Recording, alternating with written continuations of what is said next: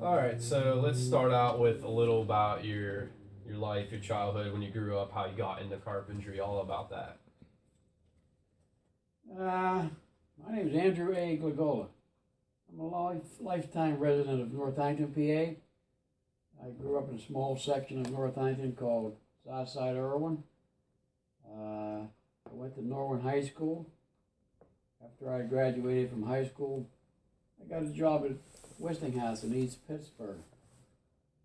I was there for about 9, 10 months, and I wasn't really happy with my job, so I ended up quitting, and I got a job in Irwin here. It's called Stitley's Lumber Company.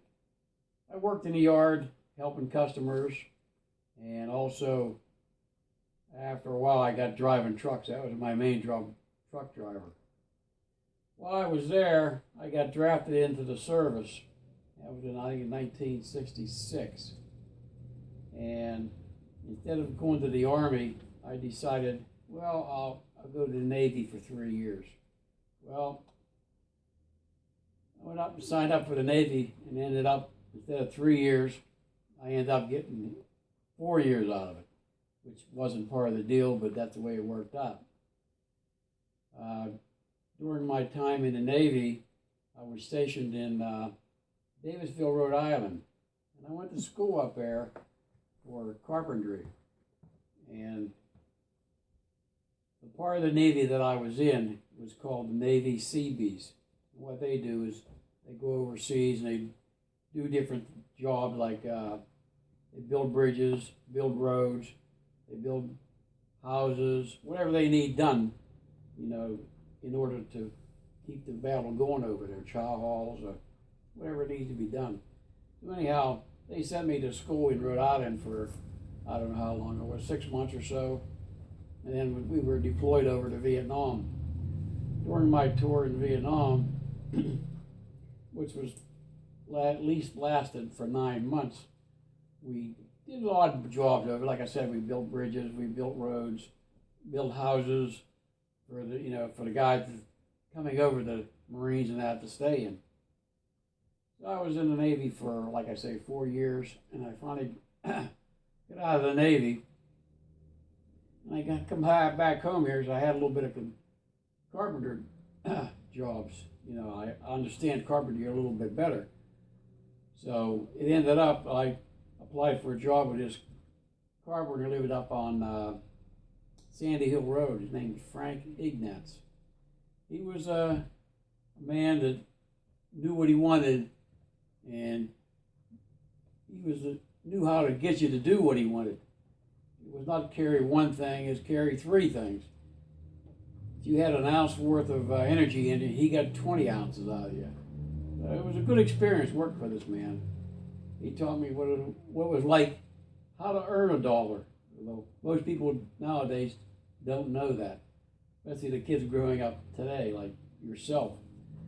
You just don't know what's out there, how you should work. Your work ethics.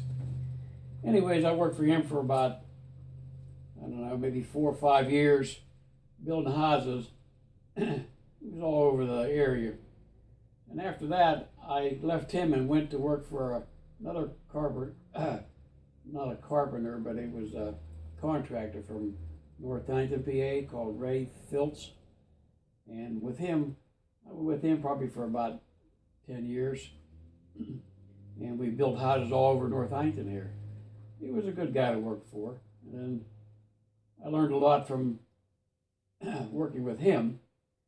And after that, at the time I was working with him, I worked with my brother-in-law, also worked with him. And my brother-in-law went on his own, so it ended up, I went with my brother-in-law. And I worked with him for about another 7 or 8 years building homes. After a while, when things didn't work out real good, I decided, well, I'm going to try it on my own here. So I went and started my own company. It was called Abe's General Contracting.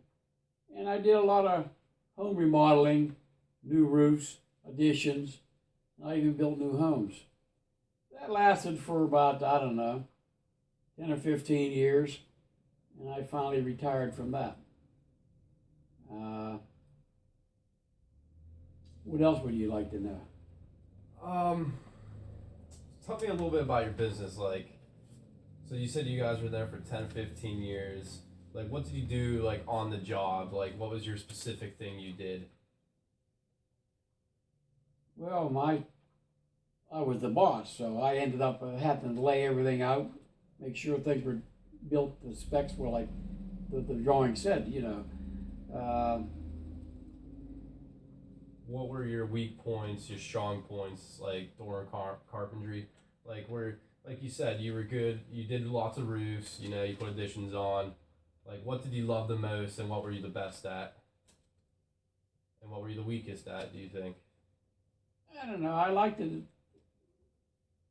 I liked everything about the job. You know, the guys I worked with. I mean, they were good. Some were lazy, but there were other ones that really good. They listened to you. They learned a lot. You know, you taught them how to build stairs, or you know, cut rafters for the roof, and show them how to lay it out. It was a lot of interesting stuff. And like I say, we did remodeling work, kitchens, bath, and mostly we did a lot of roofs too. And that took up a lot of time. And I like being up on a roof, and it's showing the guys how to do this kind of stuff. And a lot of guys learned, and there's still guys out there that today thank me for, you know, for giving them the job and teaching them what, you know, they needed to learn to go on to their own thing later on in life. Yeah. Did you like doing roofs? At first, I liked doing the roofs the most. That was I started out as Abe's Roofing, and after a while, you know, there was too many people out there doing the same jobs, and to keep bidding on stuff, you know, everybody's underbidding each other, so it got a little touch and go. So I finally tried to do a little bit of everything, you know. Yeah. Tell me one, you know, good memory you have on the job site, or one good story. Good memory? Yeah. I don't know. Good story?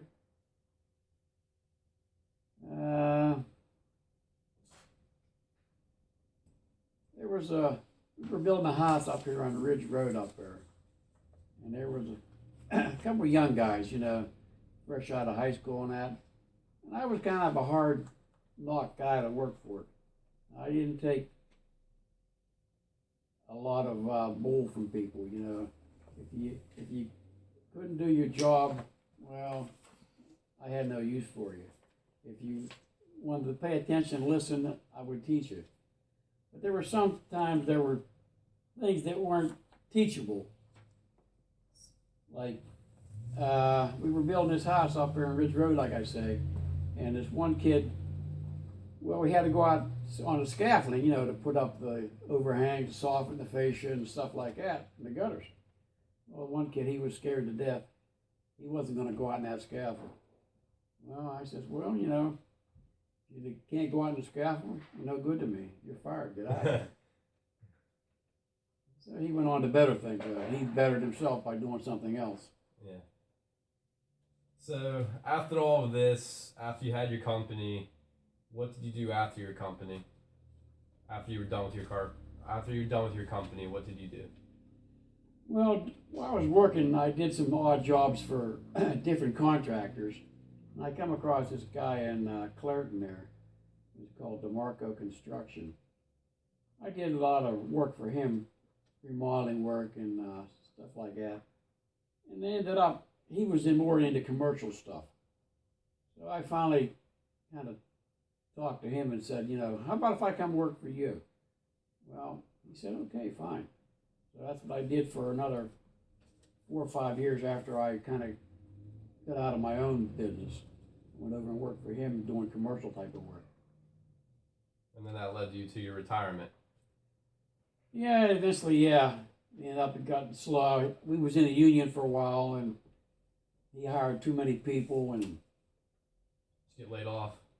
yeah, I got laid off from him, which I shouldn't have been, because there was a lot of other guys on that crew that didn't know nothing about nothing, and their work ethics were terrible. there was nothing to do, I always found something to do. If there was, you know, if I had to sweep the floor, that's what I did. Yeah. But I always kept myself busy, and well, some of them other guys did. They're out smoking, talking on their phone. But that's the way it is in life. Sometimes things don't go your way. So now, what do you do with your life? You do have any little carpentry still in your life? You know, a little side job here and there. I do a lot of remodeling. I got a house I'm remodeling, and I'm trying to get it done. Me and my grandson, he helps me out. I try to teach him a little bit. You know, I think his name is Brandon. Anyways, we do a lot of work together and trying to do odd jobs, and we're putting a foundation under an older house right now, and it's going to be all concrete, and so it's a lot involved in it. It's jacking the house up and making sure it's stable and doing all the work underneath. During the day, sometimes I work for another guy. I do odd jobs for him. He has a scrap yard. We do a little bit of everything. We fix his roofs, run the forklifts, you know, move materials around, help the customers up front. I mean, it's odds and ends I do now to keep myself busy. But I like sitting on the porch most of the time. Just sitting out there on the swing waving to people. Yeah. Well, that's what retirement is. Yeah, it's not bad. It's people complain about, you know, their life's dull and this and that, you know, but it ain't that bad. I like it. Well, that's good. Well, thank you for your time. It was very helpful to me. Well, no problem. I hope this works out for you. Yes. Thank you.